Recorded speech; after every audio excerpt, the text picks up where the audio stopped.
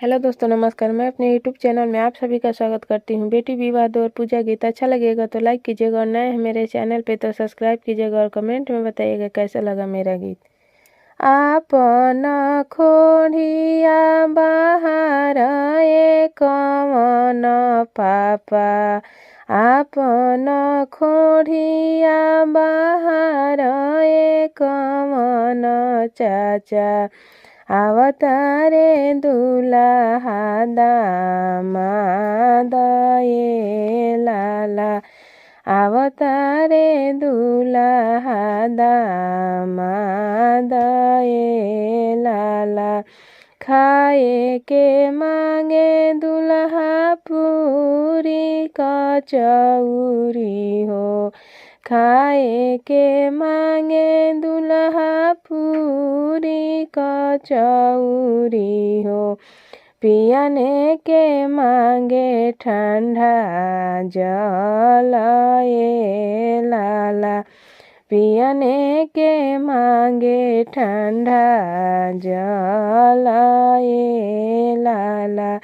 बियाहे के मांगे ले बेटी हो सुंदर बेटी, बियाहे के मांगे ले बेटी हो सुंदर बेटी, जिन बेटी दल के सिंगार ये लाला, जिन बेटी दल के सिंगार ये लाला।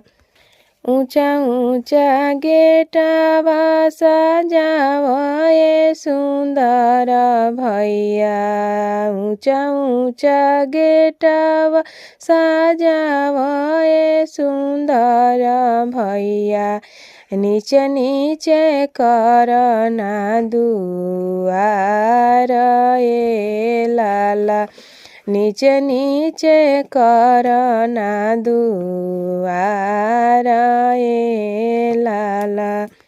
अमावा लगई है भैया के लावा लगई है हो, अमावा लगई है भैया के लावा लगई है हो, नींबुआ लगई है जरूर ये लाला, नींबुआ लगई है जरूर ये लाला।